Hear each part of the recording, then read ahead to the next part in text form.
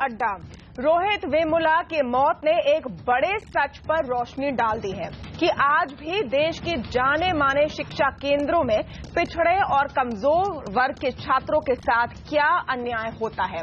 ये गुस्सा आज देश भर के छात्रों में दिखा है, फिर चाहे वो IIT मद्रास के हो या मुंबई यूनिवर्सिटी के, पिछड़े वर्ग के हो या अगड़ी जाति के, सब सामने आकर एक ही आवाज में इंसाफ मांग रहे हैं।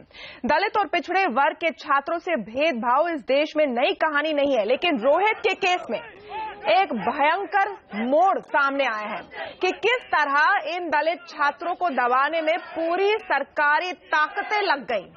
आज आवाज अड्डा में हम सवाल उठा रहे हैं कि रोहित को आत्महत्या तक मजबूर करने वाली ताकतों से हिसाब कौन लेगा और कैसे तय किया जाएगा कि रोहित जैसे और छात्र देश भर के कॉलेज और यूनिवर्सिटी में टारगेट ना बनते जाए।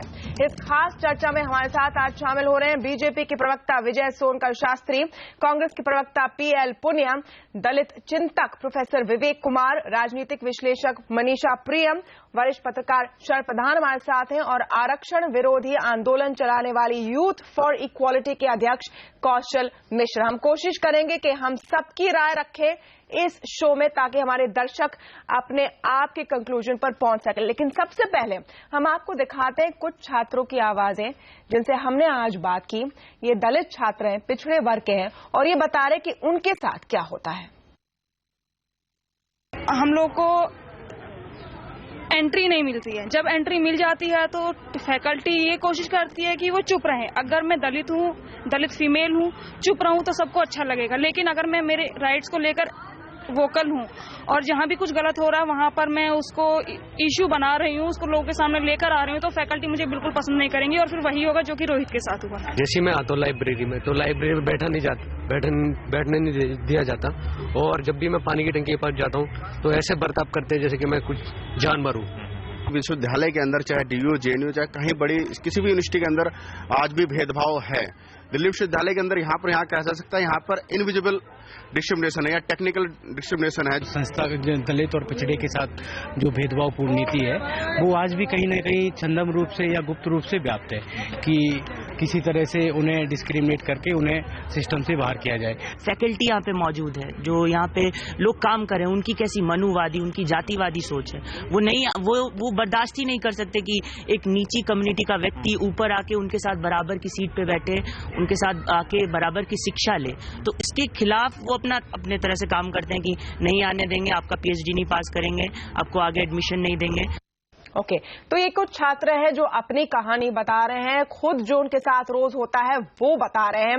हमारे साथ अब हमारा पैनल जुड़ा है। डॉक्टर विजय सोनकर शास्त्री जी, सबसे पहले मैं आपसे पूछना चाहती हूं कि इस केस में साफ देखा गया है कि किस तरह 2 केंद्रीय मंत्रालय और मंत्री जुटे इन स्टूडेंट्स को पनिश करने में। क्या उन पर एक्शन नहीं होना चाहिए? तमन्ना जी, सबसे पहले तो ये मैं बतलाना चाहूंगा आपको कि खासतौर से जिन मंत्रियों की बात आप कह रही हैं वो पनिश करने के लिए तुले हुए नहीं थे। मुझे आपकी इस बात पर तो ऑब्जेक्शन है। जहां तक बंडारू दत्तात्रेय जी की बात है, उनके यहाँ एक कंप्लेन आता है, वो वहां से उस स्टेट से सांसद भी रहे, मंत्री भी हैं, बहुत वरिष्ठ नेता भी हैं, और उनके पास अगर कोई कंप्लेन आता है तो उन्होंने उसको फॉरवर्ड किया था कि इसकी तथ्य में जानी चाहिए, इसकी जांच होनी चाहिए, हकीकत क्या है वो सामने आनी चाहिए। और इसके लिए फिर कंसर्न मिनिस्ट्री ने वहां पर भेजा और वहां जब वो लेटर गया है तो उसका रिस्पांस भी आया। बल्कि यहां तक कि उन लोगों ने उस पर ये भी जानकारी चाहा है कि आखिर में ये जो मामले, जो प्रकरण हमारे सामने आए थे उसकी जांच हुई या नहीं हुई, ये तो है। तो इसलिए मैं जरूर नहीं डॉक्टर शास्त्री, मैं क्यों कह रही हूँ फिर मैं बता दूं, क्योंकि आप कह रहे हैं कि मैं बिल्कुल गलत कह रही हूँ। मेरे पास 4 नहीं, हम आपको बिल्कुल गलत नहीं कह रहे हैं। मैं इतना कह रहा हूँ कि थोड़ी सी परिवर्तन कर लें। नहीं, परिवर्तन क्यों नहीं मैं करना चाहती हूँ, ये मैं आपको बता दूं, फिर आप बताइए। मेरे पास 4 चिट्ठियां हैं जो HRD मिनिस्ट्री से गई थी वाइस चांसलर के पास, हैदराबाद यूनिवर्सिटी के वाइस चांसलर के पास, और इसमें पहले एक ईमेल है 3 तारीख का, फिर उसके बाद वो एक चिट्ठी लिखते हैं जिसमें वो रिमाइंडर देते हैं कि जो हमने ईमेल भेजा था बंडारू दत्तात्रेय की कंप्लेंट का, उस पर क्या एक्शन हुआ है वो बताइए। ये वो भेजते 24 सितंबर को, फिर एक बार वो चिट्ठी भेजते 6 अक्टूबर को कि याद दिलाने के लिए कि प्लीज मैंने मान लिया। फिर वो एक बार 20 अक्टूबर को के लिए।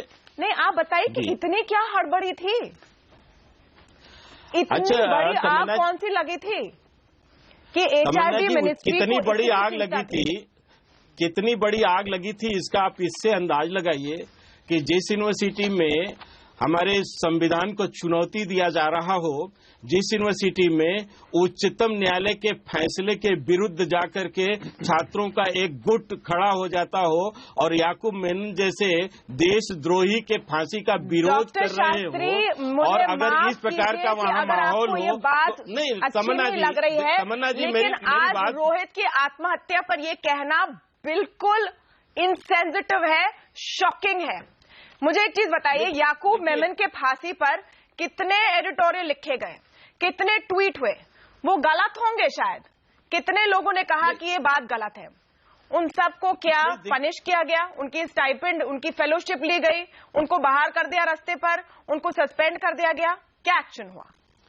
नहीं, आप टुकड़े टुकड़े में बात को करने दे रही है, इसलिए वो कंप्लीट नहीं हो पा रहा है। मैं तो आपको इतना भी बतलाना चाहूंगा कि इसके पहले भी वहां पर अंबेडकर स्टूडेंट एसोसिएशन ने का कई अन्य आपराधिक घटनाओं का भी वहां पर रिपोर्ट है, और ऐसी घटनाओं का रिपोर्ट है जिसको मैं यहाँ समय अभाव में पूरा नहीं बताऊंगा, लेकिन इन घटनाओं पर आप जस्टिफाई कह रहे हैं, आप कह रहे हैं जो हुआ बिल्कुल सही हुआ। नहीं, मैं ये नहीं कर रहा हूं, मैं तो तमन्ना जी ये कर रहा हूं, मैं भी दलित समाज से हूं, और उस दलित छात्र के जिसने आत्महत्या किया है रोहित के, केवल उसके सुसाइड नोट को पढ़ करके आप समझ सकती हैं कि उसका दर्द कितना बड़ा था। उसका दर्द आज जिस बात से जिधर राजनीति की रोटी सेकने की कोशिश की जा रही उससे नहीं था, बल्कि उसने जो एक दार्शनिक भाव में एक अपने जीवन के जिष्ट को कुछ शब्दों में वहां पर व्यक्त किया है, उसको अगर समझने की कोशिश किया जाए तो आज इस प्रकार की राजनीति नहीं होती, वहां पर फोटो खिंचवाने के लिए लोग नहीं जाते। मेरा ये सवाल है कि 4 चिट्ठियां लिखी गई HRD मिनिस्ट्री के द्वारा ये पूछने के लिए वाइस चांसलर से कि आप क्यों नहीं एक्शन ले रहे, क्यों नहीं एक्शन ले रहे, सारी चिट्ठियां मेरे साथ हैं। अब उसमें जो 24 सितंबर की चिट्ठी है, ये मैं दिखाना चाह रही हूं, इसका सब्जेक्ट लाइन आप देखिए, इसका सब्जेक्ट लाइन है anti national activities in Hyderabad central university premises, violent attack on Shri Nandanam Sushil Kumar PhD student and president of ABVP। इनकी सब्जेक्ट लाइन है ये। सब्जेक्ट लाइन ये नहीं है कि दत्तात्रेय साहब की चिट्ठी पर फॉलो अप आपका क्या एक्शन है। सब्जेक्ट लाइन ये दर्शाता है कि जिन्होंने भी ये चिट्ठी भेजी है उन्होंने ऑलरेडी अपना मन बना लिया है कि ये लोग एंटी नेशनल थे। ये जांच नहीं मांग रहे हैं डॉक्टर शास्त्री, ये तो बता रहे कि एंटी नेशनल थे। नहीं, आप अगर केवल सुशील कुमार का नाम लेंगी तो शायद कोई नहीं समझ पाएगा, लेकिन सुशील कुमार को क्यों मारा गया है, सुशील कुमार को क्यों पीटा गया है, रात को आधी रात को 30 छात्रों ने जाकर के उसको क्यों पीटा है, क्या इसके बारे में पुनिया साहब आज कैसे जस्टिफाई कर रही है बीजेपी इसको? ये देख रहे थे, बैठे हुए थे तमन्ना जी, जरा ये शास्त्री जी बैठे हुए देख रहे थे वहां पर कि उनको मारा गया। 30 लोगों ने जाकर के उसको मारा था। नहीं, हम CMO की रिपोर्ट कुछ और कहती है। ऐसा आप मजाक नहीं कर सकते हैं, बहुत गंभीर मामला है, शास्त्री जी बहुत गंभीर मामला है, और इस तरह से आप मजाक नहीं कर सकते हैं। आपके मजाक से शायद दलित समाज को उतना लाभ नहीं होगा जितने लाभ के लिए आप उनके बारे में उनकी वो पैरवी करना चाहते हैं। देखिए, मैं स्पष्ट कह रहा हूँ, गंभीरता से बात करेंगे हम। नहीं, आप गंभीर हो ही नहीं सकते हैं जिस तरह से आपने हंसते हुए ये कहा कि हमने वहां पर नहीं किया भाई, सारी दुनिया जानता है। प्रोफेसर विवेक कुमार ने कहा, PL पुनिया ने नहीं कहा, आपको शायद दिख नहीं रहा है कि कौन क्या कह रहा है, वो प्रोफेसर विवेक कुमार ने कहा। PL पुनिया जी, अगर आप कहें तो मैं रिपोर्ट की मैं तो शुरुआत करना चाह रहा हूँ, अगर आप इजाजत दें तो मैं शुरुआत करूं। आप बताइए, ये मेनन के बारे में फेसबुक पर जो रिपोर्ट्स दी गई है, तो क्या इसको हम गलत समझते हैं?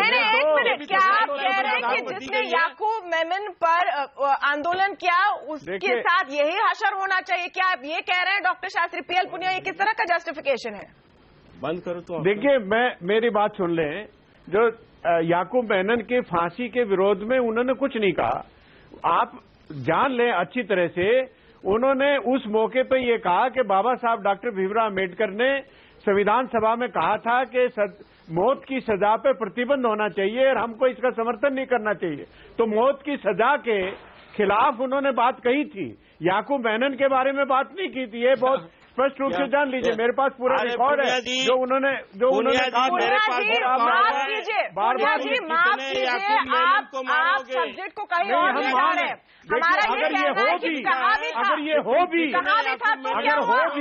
तो क्या हुआ?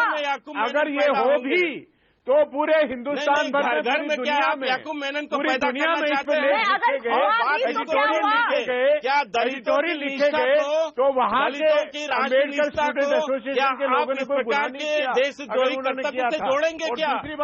एक मिनट यहाँ डिबेट की शुरुआत में ही हम बता दें कि हम किस तरह से डिबेट करते हैं यहाँ पर। पुण्या जी बस एक मिनट, भी कही थी। बस एक मिनट। 16 तारीख को उनको सस्पेंड किया गया, 18 तारीख को वाइस चांसलर को एक चिट्ठी देते हैं, उसमें वो कहते हैं कि दलित समाज के जो बच्चे जब एडमिशन लेते हैं तो उनको जहर की पुड़िया भी जेब में देनी चाहिए और उनको बता दिया जाए कि अगर बाबा साहब डॉक्टर भीमराव अम्बेडकर की बात करनी हो तो उस पुड़िया को खा लेना। और दूसरा ये भी कहा कि डीन से ये बोल दीजिए कि हर एक दलित समाज के बच्चे को कमरे में अच्छी सी एक रस्सी भी रख दें ताकि जब मौका है तो ये हकीकत है जो बताया। और मैं किसी पे आक्षेप नहीं लगाना चाहता, जो शिकायत हुई वो कोई मारपीट की नहीं थी, वहां की सिक्योरिटी की 5 तारीख की उनका स्टेटमेंट है, आज भी उसको गलत नहीं साबित किया गया। उन्होंने कहा कि आपस में कहासुनी जरूर हुई लेकिन कोई मारपीट नहीं हुई, कोई चोट नहीं पहुंचाई गई। और फिर कहा जाता है कि हॉस्पिटल में एडमिट हुए लेकिन वो अपेंडिक्स का ऑपरेशन उनका हुआ था, इससे उसे कोई ताल्लुक नहीं। लेकिन जोड़ के हाई कोर्ट और मारपीट और चिट्ठियों पर से हम थोड़ा आगे निकले। एक मिनट हम औरों को भी इसमें जोड़ें। आज ये सवाल उठ रहा है मनीषा प्रियम जी कि बीजेपी का रिस्पांस देखिए, जो टॉप गवर्नमेंट लीडर्स हैं वो अभी भी इस पर मौन है और ये रिस्पांस आ रहा है जैसे डॉक्टर शास्त्री कह रहे हैं। लेकिन देखिए याकूब मेमन पर प्रोटेस्ट किया था, क्या एक तरह से इस पूरी बात को जस्टिफाई करने की कोशिश है ये? देखिए मुख्य मुद्दा तो ये है कि सरकार को समझना पड़ेगा कि यूथ की आबादी भारत में एक बढ़ती हुई आबादी है और जहां तक दलित या कि अन्य मार्जिनलाइज सेक्शंस के जो बच्चे हैं वो नए एंट्रेंट्स हैं यूनिवर्सिटी सिस्टम में, फर्स्ट जनरेशन लर्नर्स हैं। तो एक तरह में भारत को एक यूनिक अनुभव हो रहा है कि फर्स्ट जनरेशन लर्नर्स पहली बार विश्वविद्यालय का दरवाजा खटखटा रहे हैं। ऐसे में विश्वविद्यालयों की जो समावेशी प्रवृत्ति है वो और ज्यादा बड़े दिल की होनी चाहिए। इस उम्र में ये जो उम्र रोहित अब नहीं रहे लेकिन उनकी जो उम्र है उसमें मुद्दों पर, राइट्स पर स्टूडेंट्स एजिटेट करते हैं। इसीलिए कैंपस की जो राजनीति है या कैंपस की सोच जो है वो समाज की सोच से अलग होती है। और कैंपस का प्रशासन मुझे समझ नहीं आता है कि किसी मुद्दे पर अगर स्टूडेंट्स ने उस उम्र में उनको तकलीफ हुई, उन्होंने प्रदर्शन किया तो उस एडमिनिस्ट्रेशन को जाके उनकी बातों को समझना चाहिए था। रोहित का जो नोट लिखा हुआ है ये दिखाता है कि उनको लगता है कि केवल याकूब मेमन ही नहीं, अन्य कारणों से भी वो बहुत तकलीफ में है। तो बच्चों में अन्य कारण क्या बात करें मनीषा जी, 7 महीने से उनका पैसा बंद कर रखा था, अब ये बात हो गई है। तो ये कारण एडमिनिस्ट्रेशन को जाके उनसे मिलना चाहिए था। इस तकलीफ में कोई भी युवा बच्चा जो पढ़ नहीं सकता है, तो मैं तो बिल्कुल हैरान हूं कि किस तरह के शैक्षणिक संस्थानों में वातावरण हम बना रहे हैं कि बच्चे आने से घबराएं। तो कल होकर के इसको कहते हैं पाइड पाइपर इफेक्ट कि बच्चे ही सारे गायब हो जाएंगे। किसके लिए विश्वविद्यालय हम चलाएंगे? बच्चों के सामने तो झुकना पड़ेगा हमको। उनकी बातों में हो सकता है तीव्र आलोचना हो, उनकी बातों में हो सकता है कि राइट्स के और अधिकारों के मुद्दे पे वो ज्यादा लड़ाई कर रहे हो, लेकिन उनकी जम के जो यूथ की जो एक कैपेसिटी है उसको सुनने का काम ही एकेडमी का काम है। और इसीलिए सरकार को एकेडमी में हस्तक्षेप नहीं करना चाहिए कि एकेडेमिया का अपना काम है नहीं, यूथ उनकी यहाँ पर सरकार का ना सिर्फ हस्तक्षेप हुआ है, मनीषा जी, सरकार का ना सिर्फ हस्तक्षेप हुआ है, उसके बाद डिफेंड भी कर रहे हैं। आज भी प्रोफेसर शास्त्री डिफेंड कर रहे हैं। भी है। मुझे समझ में नहीं आ रहा है कि क्या डिफेंड कर रहे हैं प्रोफेसर विवेक कुमार। नहीं, ये याकूब मेमन वाले पॉइंट को ये वंस एंड फॉर ऑल इसको अब बात करनी पड़ेगी। प्रोफेसर विवेक कुमार, ये बात है कि याकूब मेमन पर आंदोलन किया। मेरा ये सवाल है कि उस समय बहुत अलग अलग तरह की राय थी। कई अखबार में एडिटोरियल छपे, लोगों ने ट्वीट किया, फेसबुक किया, कुछ प्रोटेस्ट भी हुए। अब उनकी राय गलत हो सकती है, सही हो सकती है, निंदा हो सकती है, ये सब अलग बातें हैं। क्या उन्हें ये भुगतना पड़ा? लिटरली यहां पर यह है कि हुक्का पानी आपका बंद कर देंगे, सड़क पर आपको लाकर खड़ा कर देंगे। आपने एक तो ये विचारधारा रखी कैसे, दूसरा आपने एबीवीपी के स्टूडेंट्स का सामना कैसे किया? बिल्कुल, देखिए सबसे बड़ी बात वही है कि जो आपने कहा, और मनीषा प्रियम जी भी उसी बात को कह रही हैं, मैं उसी बात को थोड़ा सा आगे बढ़ाना चाहता हूं। याकूब मेनन की जब ये सुनाई गई फांसी की सजा, तो उस पर कॉन्टेस्ट हुआ बाकायदा और वो कोर्ट में लड़ा गया। इसका मतलब कोर्ट में पक्ष और विपक्ष रहा होगा। तो विपक्ष के जो लोग याकूब मेनन की हत्या फांसी का विरोध कर रहे थे, क्या उनको भी ये लोग देशद्रोही कहेंगे? किसी भी वकील को देशद्रोही नहीं कहा गया। दूसरी बात, विश्वविद्यालय विदा होती क्या है? उसमें लोग वाद विवाद करते हैं, असहमति प्रकट करते हैं, और यह केवल याकूब मेनन की बात नहीं थी। पुनिया जी ने बिल्कुल सही बताया कि वो लोग कैपिटल पनिशमेंट, विश्व के पता नहीं कितने राष्ट्र हैं जिसके अंदर फांसी की सजा हटा दी गई है। तो भारत कोई ऐसा कोई एक राष्ट्र नहीं बनने जा रहा है जिसके अंदर फांसी की सजा पर बहस नहीं हो सकती। और फांसी की सजा पर अगर बहस होगी तो वो आदमी राष्ट्रद्रोही हो जाएगा। ये तो एक नई विधा चल पड़ी है। उसके बाद उन्होंने ये भी नहीं, अभी उन्हें मुजफ्फरनगर बाकी है, ये भी दिखाने की कोशिश करी। अगर कुछ छात्र समझना चाहते हैं किसी विधा को, किसी जटिल समस्या को, तो क्या विश्वविद्यालय में नहीं समझेगा तो क्या किसी के घर में घुस के समझेगा? किसी की राजनीतिक दल में घुस के समझेगा? तो कम से कम विश्वविद्यालय विधा को समझने के लिए शास्त्री जी को कम से कम हमको बताना पड़ेगा कि हम लोग विश्वविद्यालय विधा को कैसे समझें। क्या बहस बंद कर दें?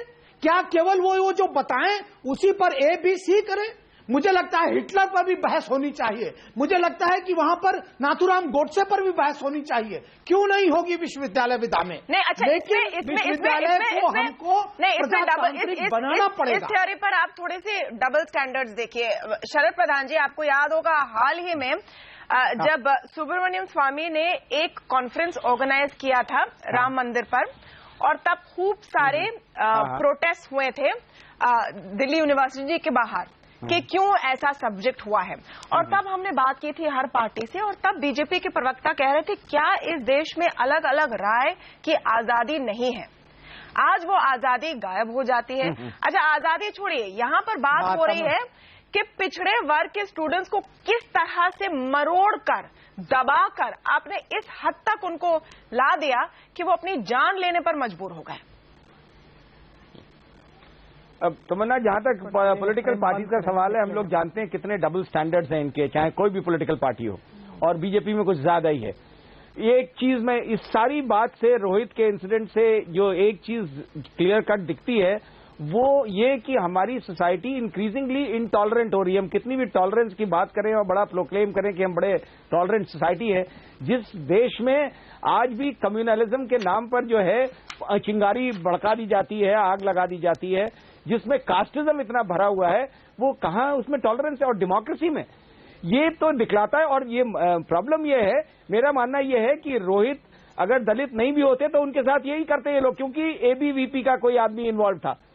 अब ये सारा देखिए उसका जो टर्म है, ये जो बार बार लिख रहे हैं, उनका सारा एम्फेसिस इस बात पे था कि एबीवीपी के आदमी के साथ ये किया गया। नजरिया ये है, नजरिया उनका सिर्फ ये है कि मेरे आदमी के साथ इस तरह हो रहा है इसलिए किया जाए। उनका मुझे नहीं लगता है कि अब ये कुछ लोग इसको टर्न ये दे रहे हैं, क्योंकि अनफॉर्चुनेटली बेचारा वो दलित था, उसको लेकर के ये कलर दिया जा रहा है। लेकिन तो बेसिक जो हमारा मूल सवाल है शरद प्रधान जी, जो हमारा मूल सवाल है कि क्या हायर एजुकेशन की जो संस्थाएं हैं देश में, आज वहां दलित और पिछड़े वर्गों के छात्रों के साथ भेदभाव होता है या नहीं, इस पर आपका क्या कहना है? मुझे नहीं लगता कि इस तरीके ये रेयर इंसिडेंट में होता है। थोड़ा बहुत भेदभाव होता है, जहां तक मैंने बताया, जहां पे कास्टिज्म इतनी ज्यादा हो, हर कौन जात किस जात का है, मैं इसलिए नहीं कि वो दलित है, अपर कास्ट में भी बड़ा कास्टिज्म होता है, उसमें डिस्क्रिमिनेशन होता है। ये दुर्भाग्य है। इसको खत्म करने के लिए क्या सिस्टम बनाया जा सकता है? बड़ा, एक तो एजुकेशन की और एजुकेट करने की जरूरत है, लोगों को कुछ सख्ती भी करने की जरूरत है कि ये, लेकिन उसको ये कलर दे देना कि साहब वो एंटी दलित माहौल क्रिएट हो रहा है। नहीं, ये साफ तौर पर था शरद प्रधान जी, इसलिए था क्योंकि आप देखिए उनकी चिट्ठी जो वाइस चांसलर को रखी गई, एंटी दलित वाइस चांसलर तमन्ना जी, तमन्ना जी, ये मानता हूँ, ये बुरा होगा, लेकिन ये कहना कि जनरलाइज करना, नहीं, इसको जनरलाइज करना कि सारे ये इसलिए हम उठा रहे कि ये जनरलिटी है या नहीं, ये बड़ा सवाल है आज, क्योंकि हम डेटा कुछ आपको दिखाएंगे।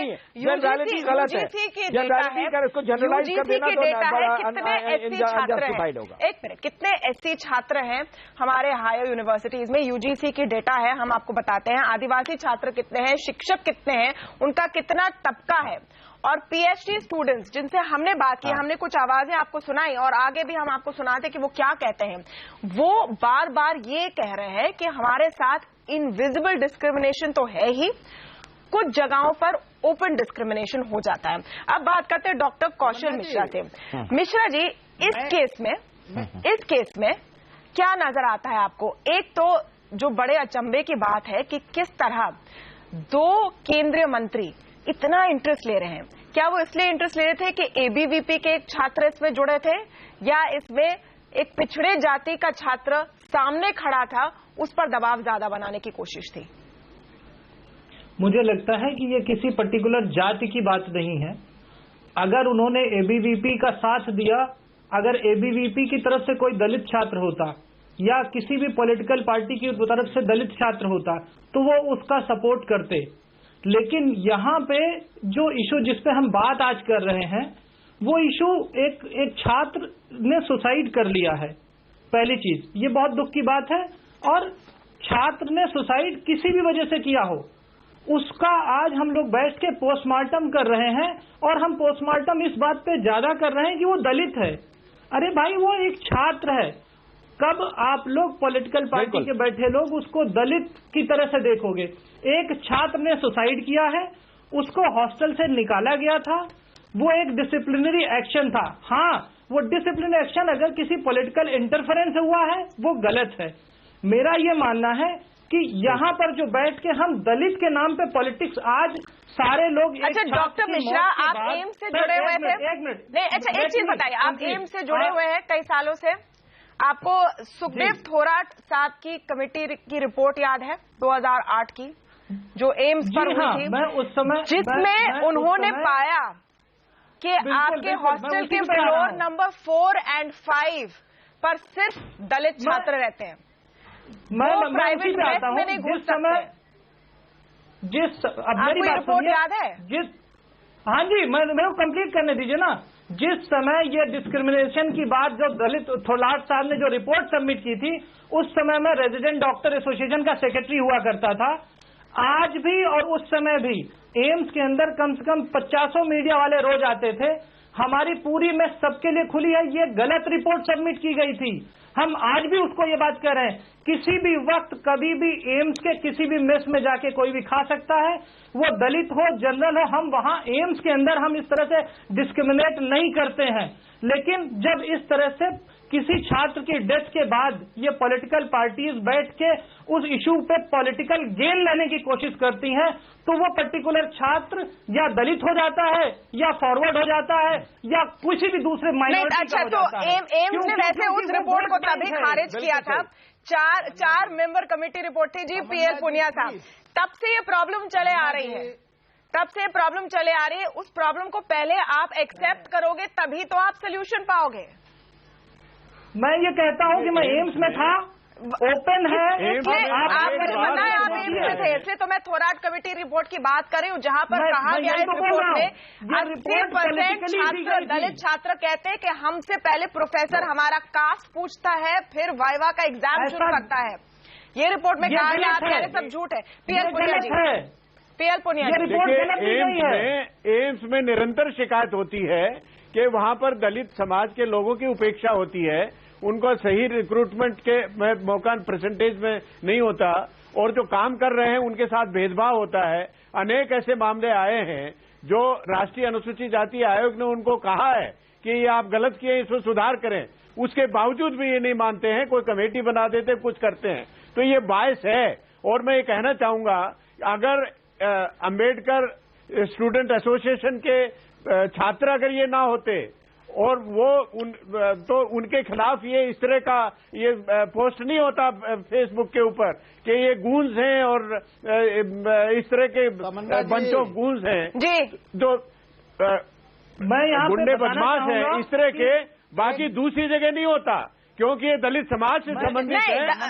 मैं बता रही हूँ कि कैसे बॉयकॉट हुआ है। प्रोफेसर विवेक कुमार, प्रोफेसर विवेक कुमार, मैं आपके पास आ रही हूँ, लेकिन मनीषा प्रियम के पास एक वर्ड लेना चाहती हूँ। Coming to professor Vivek Kumar, इस केस में देखिए मनीषा प्रियम जी, ये ज्यादा इम्पोर्टेंट है, लेकिन ये ना होता अगर इस तरह से। नहीं, एक मिनट मनीषा प्रियम जी, यहाँ पर आप एक एजुकेशनिस्ट हैं, रही हैं, आप मुझे बताइए कि डिस्क्रिमिनेशन है या नहीं छात्रों में, टीचर्स में, और इस केस में जो सोशल बॉयकॉट हुआ कि उनको आपने कोर्स तो कंप्लीट करने दिया लेकिन वो हॉस्टल में नहीं घुस सकते, एडमिनिस्ट्रेटिव बिल्डिंग में नहीं घुस सकते, एक तरह का सेग्रीगेशन किया गया था या नहीं? नहीं, एकदम भेदभाव है, इसको स्वीकारना हम लोग सबके लिए अच्छा है। भेदभाव स्टूडेंट्स के लिए भी है, और देखिए फैकल्टी के लिए भी रिजर्वेशंस जो है वो नई बात है और एक दोयम दर्जे के नजरिए से देखा जाता है। और भारत में जो ऊंची जाति के लोग हैं उनके लिए भी अच्छा है कि स्वीकारें कि ये है, और एक हैंडशेक के साथ एक बार पहले स्वीकार लीजिए कि उनके साथ भेदभाव है, और उसके बाद पुनर्सृजन कीजिए, तब जाके भारत के पब्लिक इंस्टीट्यूशंस का नव संचार होगा। कुछ नींव में गलत तो है ही, जब तक ये स्वीकारेंगे नहीं तब तक मेरिट की सही डेफिनेशंस नहीं बनेंगी। हो सकता है कि कैंटीन में एम्स के भेदभाव नहीं होता हो, लेकिन मैं ये बताती हूं कि किसी क्लास में आप जाइए, ये तो दलित छात्रों को आप छोड़ दीजिए, दिल्ली यूनिवर्सिटी में ट्राइबल स्टूडेंट्स जो आप जाके देखिए तो वो एक इलाके में किराए का मकान लेके रहते हैं, वो एक साथ गुच्छा बना के हॉस्टल में विजिट करने शाम में आते हैं। तो कहीं न कहीं मेल जोल की जो बात है उसमें एक कल्चरल पहल बहुत जरूरी है, वरना हमारी पब्लिक इंस्टीट्यूशंस जो हैं वो अच्छे दर्जे की नहीं होंगी। विश्व में जिन ग्लोबल रैंकिंग्स की हम बात करते हैं उनमें सबसे बड़ी बात यह है कि उन सब में अफर्मेटिव एक्शंस ओके, आप मानिए ना, आप कम से कम मानिए कि क्या हो रहा है। मानेंगे तो नींव दुरुस्त होगी, नहीं मानेंगे तो हमारे यहाँ एक खंडित पब्लिक इंस्टीट्यूशन लेके और केवल कुछ वर्गों के दिमाग से ही पब्लिक इंस्टीट्यूशंस आगे बढ़ेंगे, समावेशी नहीं होंगे। पहले स्वीकारिए कि ये है, और केवल स्टूडेंट्स के लिए नहीं है, फैकल्टी के लिए भी है, देखना कि ये वो उस वर्ग का है। अब तक तो हम भूल चुके होते, ऐसा दरिया और सागर ज्ञान का भारत में बनना चाहिए था कि विश्व हमारी तरफ देखता कि हमने अपनी हायरार्की और इनइक्वालिटी को कैसे चेंज। नहीं, आज क्या स्थिति हम आपको बताते हैं ना। छोटा सा ब्रेक लेंगे, लेकिन ब्रेक में जाने से पहले फिर से वो साउंड बाइट मैं आपको सुनाना चाहती हूँ। हमने आज कई छात्रों से बात की, इस एक छात्र की आवाज सुनिए कि क्या गुजरती है इन पर। इस पर हम चर्चा जारी रखेंगे, ब्रेक के बाद, जाएगा नहीं। जब भी मैं पानी की टंकी के पास जाता हूँ तो ऐसे बर्ताव करते हैं जैसे कि मैं कुछ जानवर हूँ।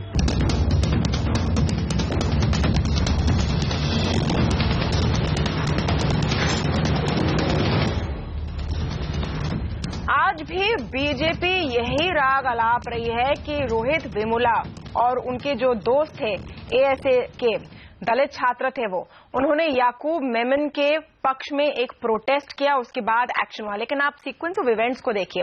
उस प्रोटेस्ट के बाद एक जांच हुई विश्वविद्यालय की, जिसमें उन्हें छोड़ दिया गया। फिर चिट्ठी लिखी गई केंद्रीय मंत्री बंडारू दत्तात्रेय द्वारा, उसके ऊपर एचआरडी मिनिस्ट्री ने 4 रिमाइंडर भेजे और उसके बाद उन्हें फिर से सस्पेंड किया गया। आज हम ये पूछ रहे हैं सवाल कि क्या उच्च शिक्षा के जो केंद्र है भारत में, उनमें आज भी भेदभाव होता है या नहीं। हमने कई दलित छात्रों से बात की, आइए सुनते वो क्या कह रहे हैं।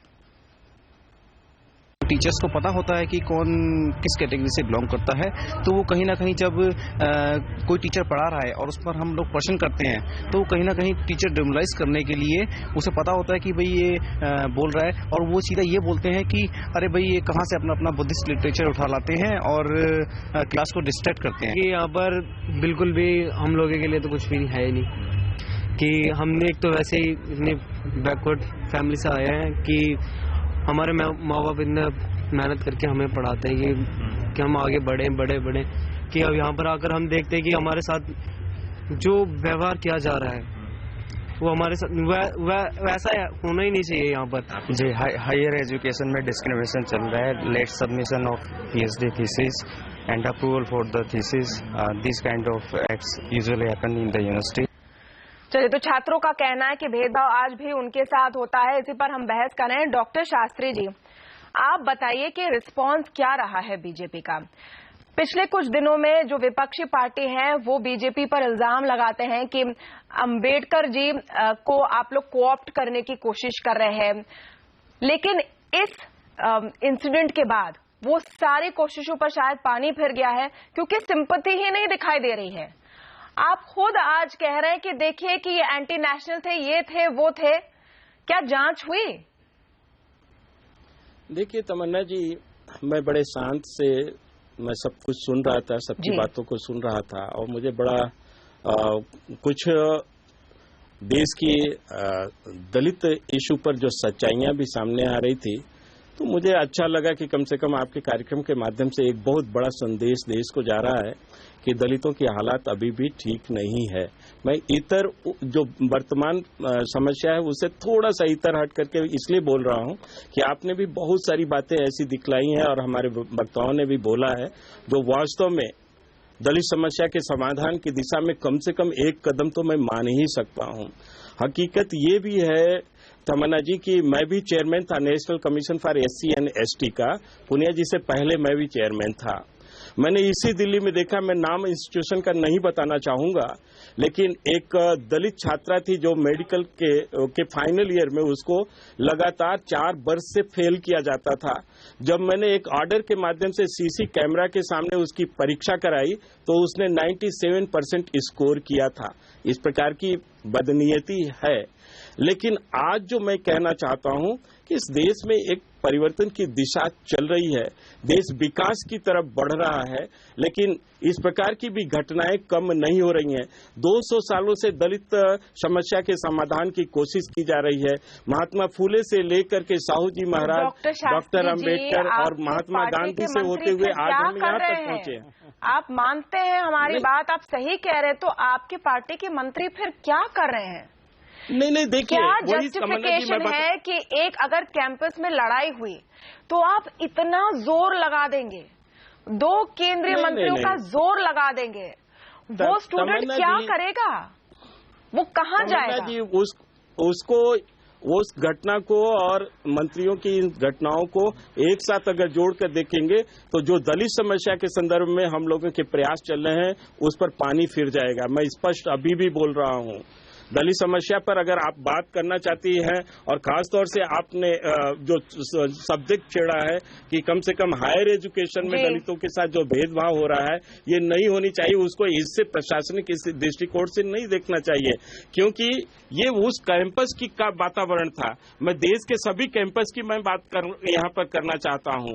अगर आप उस कैंपस की बात करना चाहती हैं तो मेरा फिर वही बात है कि अगर एक समस्या सामने आती है और वो गंभीर समस्या हो, देश के राष्ट्रीयता से जुड़ी हुई समस्या हो, अगर उस पर गंभीरता के साथ एक्शन नहीं होता है, पर जो हुआ है आज देश भर के स्टूडेंट्स निकल कर आए हैं, क्योंकि वो दर्द उन्हें भी महसूस हो रहा है।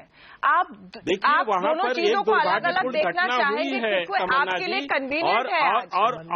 और उस वो रोहित उसके आत्महत्या पर हम लोगों को भी दुख हो रहा है, लेकिन फिर भी मैं विनम्रता के साथ आपकी चैनल पर हाथ जोड़ करके यही निवेदन करना चाहता हूं कि राजनीतिक पार्टियों के लोग सच्चाई को आने दे, कृपया उस पर राजनीति करने की कोशिश न करें। जिस तरह से राजनीति की गई है, जिस तरह से तमाम कांग्रेस राहुल गांधी जाते हैं, वही राहुल गांधी जो हरियाणा में एक दलित परिवार का लड़का एक गिलास पानी देता है और उसके पानी को फेंक देते हैं, आज वो वहाँ पर आंसू बहाने के लिए जाते हैं और इससे वातावरण खराब करना चाहते हैं। तो देश का वातावरण पॉलिटिकल वाले पर हम आते हैं।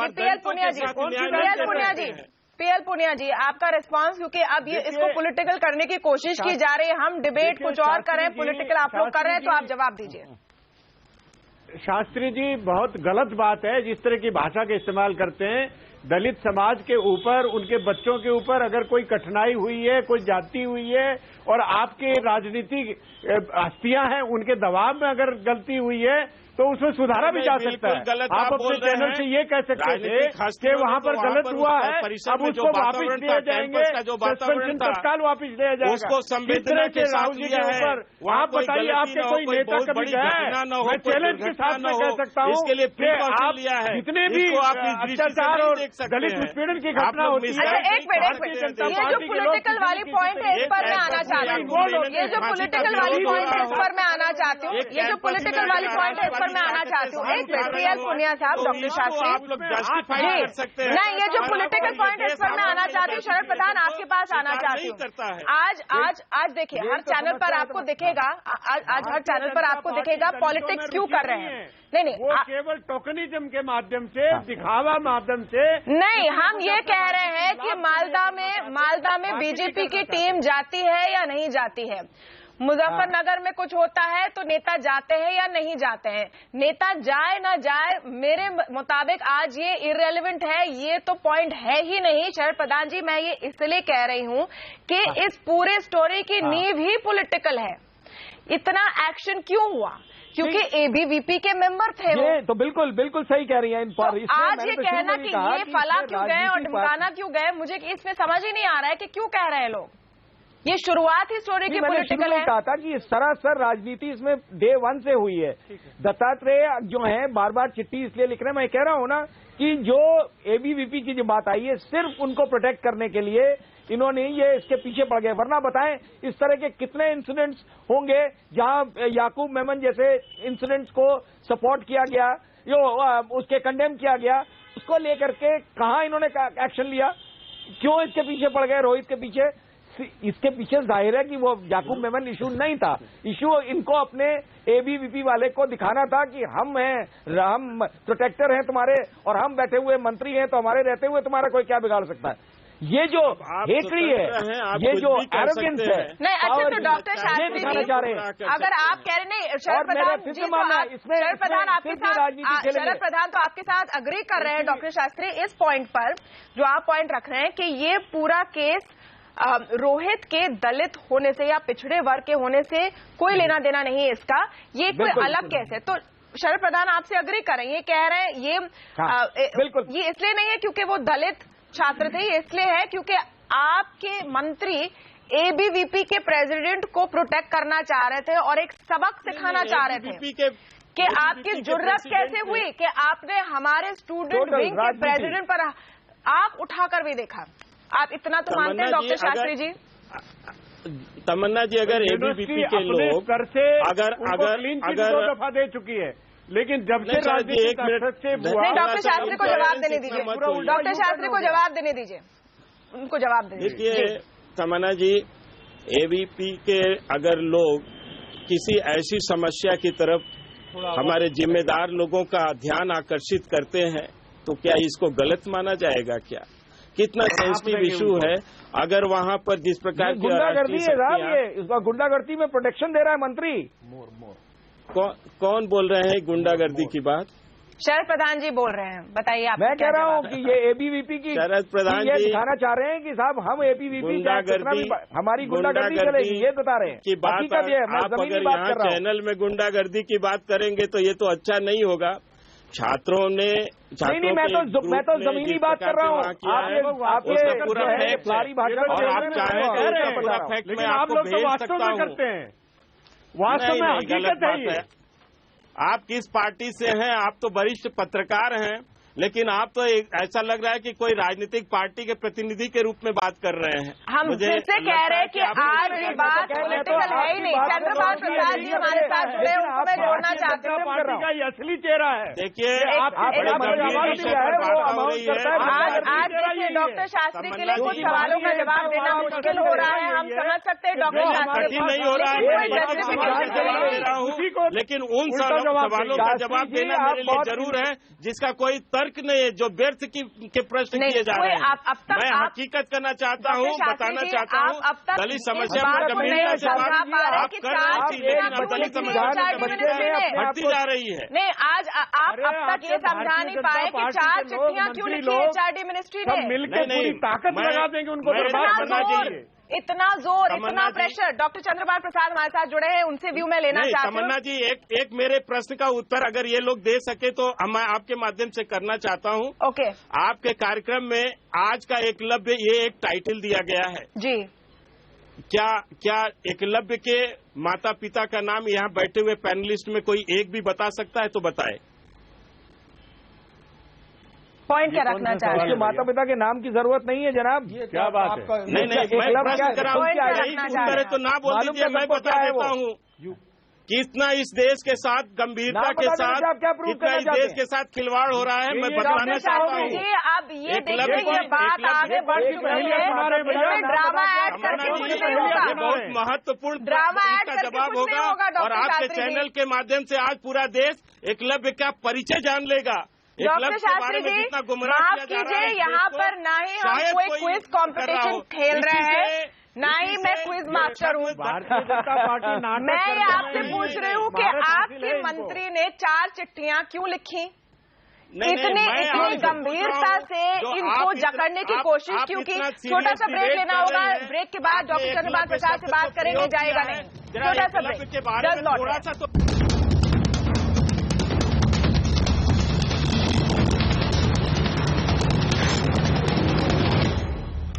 के आवाज अड्डा में हम बहस कर रहे हैं कि क्या आज भी उच्च शिक्षा के केंद्रों में डिस्क्रिमिनेशन होता है नहीं। डॉक्टर चंद्रपाल प्रसाद भी हमारे साथ जुड़े हैं। डॉक्टर प्रसाद, इस पर 2 व्यू निकल कर आ रहे हैं हमारे पैनल में। एक व्यू है कि डिस्क्रिमिनेशन नहीं है, कुछ केसेस होंगे लेकिन इसको बढ़ा चढ़ाकर बता रहे हो। जो हैदराबाद में हुआ वो तो बिल्कुल दलित उत्पीड़न का एग्जाम्पल नहीं है, इस पर आपका क्या कहना है? पहली बात तो ये कि रोहित जी ने एक लेटर अपने वाइस चांसलर को भी लिखा था। उस लेटर में उन्होंने सोशल बायकॉट की बात की थी। मैं इतिहास में जो भी मैं जानकारी रखता हूं, कभी इस देश में अछूत यानी दलित यानी अनटचेबल किसी का सोशल बायकॉट करने की स्थिति में नहीं था, क्योंकि उसका सोशल बायकॉट तो पहले से ही हो रहा है। इस कैंपस में एबीवीपी के लोगों ने दलित छात्रों का सोशल बायकॉट किया। वो लाइब्रेरी से निकलते थे तो उनके पीछे पीछे तालियां क्लैपिंग करते थे। तो ये ह्यूमिलिएशन जो है, जो गांव में जो ह्यूमिलिएशन से मुक्त होकर आदमी शहर में आता है और यह कहता है कि अब मैं फ्री हो गया हूं, अब यहाँ कोई अनटचेबिलिटी नहीं, कोई इस तरह की ह्यूमिलिएशन नहीं, उसको फिर उसका बचपन रिमाइंड किया जाता है और उसको सोशल बायकॉट ऊंचा किया जाता है। तो अगर इस पर कोई सेंसिटिव नहीं है तो फिर आगे बात करना ठीक नहीं। दूसरी बात, हमारा यूनिवर्सिटी सिस्टम जो है वो हमारे समाज से अलग नहीं है। तो समाज की जो कुरीतियां हैं हमारे यूनिवर्सिटी सिस्टम में भी है, आ रही हैं। तो हमारा जो यूनिवर्सिटी सिस्टम है दलित को पीएचडी के रूप में देखने में शायद उसको थोड़ी परेशानी है। वो आज पीएचडी करेगा, कल प्रोफेसर बनने की मांग करेगा, परसों वाइस चांसलर बनने की मांग करेगा। तो जो हमारी सोसाइटी का जो राइट मिश्रा, मैं आपके पास आ रही हूँ। डॉक्टर कौशल मिश्रा का काउंटर व्यू है, उनसे सुन लेते हैं, फिर प्रोफेसर विवेक कुमार जी। डॉक्टर कौशल मिश्रा। तमन्ना जी, देखिए, दलित समस्या, एक तो ये जो छात्र मरा है, जिसने सुसाइड किया है, ये सब पॉलिटिसाइज किया जा रहा है। वो दलित है इसलिए कोई यहाँ नहीं बैठा हुआ है, वो दलित है इसलिए कोई नहीं बोल रहा है। हर लोग अपनी पॉलिटिकल पार्टी की आइडियोलॉजी को उस पर देना चाहते हैं और क्योंकि दलित एक वोट बैंक है तो वो उसका बेनिफिट उठाना चाहते हैं। और मैं यहाँ पे प्रोफेसर गलत बात कर रहे हैं आप, मैं यहाँ पे गलत बात कर रहे हैं। सेंसिटिविटी दिखा दीजिए, थोड़ी सी सेंसिटिविटी दिखा दीजिए। आप सोचिए कि वो किस हालत में अच्छा मेरी बात तो सुनिए। ओके बताइए। मैं ये कह रहा हूँ कि जो प्रोफेसर साहब कह रहे हैं कि जो हायर एजुकेशन है वहाँ पे डिस्क्रिमिनेशन होता है।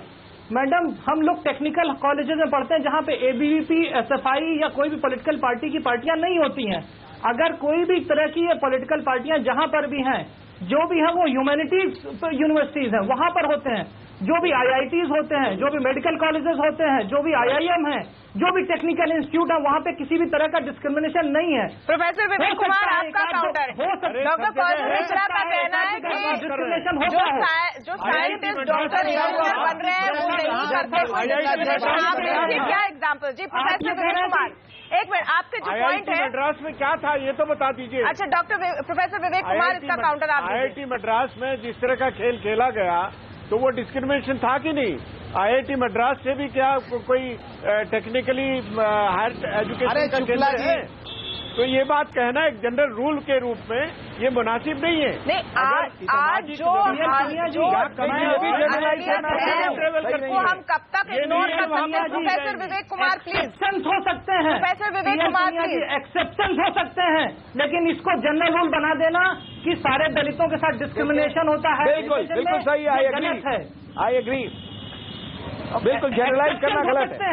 आप जो डिस्क्रिमिनेशन की बात कर रहे हैं, देखिए पूरे समाज में प्रोफेसर विवेक कुमार पहले बोलेंगे। सही डिस्क्रिमिनेशन है पूरे समाज में जितना है उतना सब प्रैक्टिस के रूप में बात कर रहे हैं। जो सबसे बड़ा डिस्क्रिमिनेशन हो रहा है, और मनीषा प्रियम जी शायद मुझसे इत्तेफाक रखेंगी कि भारतवर्ष के विश्वविद्यालय, सामाजिक विज्ञान के विश्वविद्यालयों का करिकुलम उठा के देखिए, उसका पाठ्यक्रम उठा के देखिए, करिकुलम के अंदर दे आर ऑल सेग्रीगेटेड, वो नदारत हैं। इससे बड़ा डिस्क्रिमिनेशन और क्या होगा? आप विश्वविद्यालय के जो टीचर्स हैं उनका कॉम्पोजिशन देख लीजिए, उनके कॉम्पोजिशन में रिप्रेजेंटेशन देख लीजिए। आईआईटी के अंदर 422 टीचर में 400 ब्राह्मण होते हैं। ये डिस्क्रिमिनेशन नहीं तो और क्या है? जबकि आरक्षण वहां पर विद्यमान है। तो ये कहना कि केवल और केवल छुआछूत के तौर पर वो हमको आने नहीं दे रहे हैं, वो हमको बैठने नहीं दे रहे हैं, ये बड़ा सतही नजरिया है डिस्क्रिमिनेशन का। यूनिवर्सिटीज में और टेक्निकल कॉलेजेस में जो डिस्क्रिमिनेशन होता है वो बड़ा सोफिस्टिकेटेड और बड़ा ही एकदम जिसे कहना चाहिए परिमार्जित है, उसको पकड़ पाना। और यहीं पर विश्वविद्यालय और शास्त्री जी से मैं आग्रह करूंगा कि क्या विश्वविद्यालयों में या टेक्निकल कॉलेजेस में ऐसा कोई संस्थान है, ऐसी कोई संस्था है जो डिस्क्रिमिनेशन को मेजर कर सके? एससी कमीशन उसके लायक नहीं। एक रिपोर्ट थी विश्वविद्यालयों इस पर जब हमने रिसर्च की, प्रोफेसर विवेक कुमार, इस पर जब हमने रिसर्च की और डॉक्टर शास्त्री शायद मानेंगे, एक रिपोर्ट हमें मिली प्रोफेसर थोराट की जो एम्स में ही हुई थी जब डॉक्टर मिश्रा वहां पर थे, और उसको खारिज कर दिया गया। उसमें ऐसी बातें लिखी थी कि अगर कोई स्टूडेंट ने उठकर सवाल पूछा तो टीचर कह देता कि आप अपनी अंबेडकर वाली थ्योरी यहाँ पर मत ले आइए। जी डॉक्टर शास्त्री। नहीं तमन्ना जी, आप बिल्कुल ठीक कह रही हैं। तो इसलिए मैं कह रहा हूँ कोई संस्था है जो मेजर करेगी ऐसा डिस्क्रिमिनेशन। और देश की आजादी के बाद अभी तक ठीक नहीं हो पाया है। आज पहली बार देश में एक ऐसी सरकार है जो कम से कम गरीबों के लिए, दलितों के लिए, आर्थिक रूप से कमजोर लोगों के लिए, या ऐसे उन लोगों। आज तो जब आप बात कर रहे हैं, आप तो मेरी बात पूरी नहीं करना चाहते तो आप लोग जो चाहे वो बोल लीजिए। अच्छा ठीक है, आपने आप बात पूरी कीजिए, आप बात पूरी कीजिए। प्रिया पुनिया जी उनको बोलने दीजिए। इट्स नॉट फेयर, उनको बोलने दीजिए। आप कह रहे हैं कि बहुत नहीं, यहाँ पर नो डिस्क्रिमिनेशन इस पैनल पर। डॉक्टर शास्त्री प्लीज अपनी बात पूरी कीजिए। नहीं, मैं भी एक दलित ही हूँ। ऐसा नहीं कि मैं कोई अभिजाति वर्ग का हूँ या राजा महाराजा के परिवार का हूँ। मैं भी कुछ ज्ञान किया, मैंने भी हायर एजुकेशन लिया है, मैंने भी डॉक्टरेट किया है। मैं यूनिवर्सिटी के उस दौर से मैं भी गुजरा हूँ। मैं इतना बताना चाहता हूँ कि पिछले दिनों मेरी 3 किताबों का एक रिलीज कार्यक्रम में मोहन भागवत जी ने के माध्यम से हुआ। उन्होंने उस कार्यक्रम में स्पष्ट कहा कि देश में अभी तक हालात ठीक नहीं हुए हैं और दलितों को 100 साल तक रिजर्वेशन मिलनी चाहिए। साथ ही उन्होंने यह भी अपेक्षा किया कि जो रिजर्वेशन दिया जा रहा है इसकी समीक्षा होनी चाहिए। समीक्षा का मतलब ये कि रिजर्वेशन सही जगह जा रहा है कि नहीं, सही लोगों को मिल रहा है कि नहीं। आप समझिए कि उसको राजनीतिक दलों ने किस तरह से राजनीतिक उपयोग करके बिहार के इलेक्शन में उसका उपयोग किया। समीक्षा की बात वो करते हैं, समीक्षा सही दिशा में कि नहीं, सही लोगों को मिल रहा है कि नहीं, सही व्यक्तियों को प्राप्त हो रहा है कि नहीं, आरक्षण का पॉजिटिव सकारात्मक लाभ मिल रहा है कि नहीं। लेकिन मोहन भागवत जी ने कभी भी ये स्पष्ट नहीं किया कि समीक्षा का क्यों। बिल्कुल गलत बात बोल रहे हैं पुनिया जी, बिल्कुल गलत बोल रहे हैं, आप झूठ बोल रहे हैं। मैं सारा प्रमाण दे सकता हूँ और इन्हीं भाषा का इस्तेमाल खुल करके दिखलाया। क्षेत्रीय स्तर के अखबार में बता रहा हूँ, इसलिए आप इस प्रकार का झूठ और गुमराह नहीं कर सकते। एक चुनाव बिल्कुल गलत बोल रहे हैं पुनिया जी, इस तरह से नहीं बोल सकते। उन्होंने 100 साल तक रिजर्वेशन देने की बात नहीं है, आपको आप लोग गुमराह कर रखते हैं। आप ये दावा कर रहे हैं, लेकिन शरद प्रधान जी इस इंसिडेंट के बाद जो हैदराबाद यूनिवर्सिटी में हुआ, उसके बाद ये जो कोशिश बीजेपी लगातार कर रही है, और आज डॉक्टर शास्त्री भी कह रहे हैं कि हम खड़े हैं पिछड़े वर्गों के लिए, दलितों के लिए, उस कोशिश को कितना बड़ा धक्का लगा है? बिल्कुल नहीं, ये तो एक्सपोज हो गए। इस इंसिडेंट से ये जरूर हुआ है कि जो राजनीति जाति के नाम पे करी जाती है, अम्बेडकर के नाम पे दलित राजनीति करी जाती है, उसमें स्पष्ट हो गया है कि गरीबों के लिए शास्त्री जी में दूसरे को भी बोलने दीजिए भाई, आप लोगों की आदत ही ऐसी है। जरा बता दो। अरे आप क्यों ये बीजेपी का प्रदर्शन कर रहे हैं कि दूसरे को बोलने नहीं देंगे? इसी को दादागिरी कहते हैं। डॉक्टर शास्त्री असहिष्णुता नजर आ रही है कि जब आपने बोला हमने सबको रोका, अब आप डॉक्टर शास्त्री आपकी उत्तेजना जो है, आप गलत, आपकी उत्तेजना जो है ये जाहिर करती है कि आप कितने कमजोर हैं इस इशू पे, क्योंकि जमीन आपके नीचे से खिसक रही है, इसलिए आपको बुरा लग रहा है। आप बिल्कुल गलत बोल रहे हैं। आज पहली बार देश में गरीबों की शास्त्री जी आपके गलत बोलते रहते हैं, गलत नहीं हो जाएगा। आपकी उत्तेजना जाहिर कर रही है कि आप इंटॉलरेंट हैं। आप लोग अपनी थ्योरी नहीं चला सकते हैं। नहीं, एक मिनट, मेरा ये सवाल, ये एक पॉलिटिकल सवाल था कि किस हद तक ये इमेज डेंट करेगा बीजेपी को। और चंद्रपाल प्रसाद जी, जहां तक इनसेंसिटिविटी की बात है, ये भी बात आई कि वाइस चांसलर जो हैं हैदराबाद यूनिवर्सिटी के, आज दोपहर तक, हालांकि राहुल गांधी ने ये सवाल उठाया है, लेकिन ये पॉलिटिकली मैं नहीं उठा रही हूँ कि वो मिलने तक नहीं गए रोहित की मां को।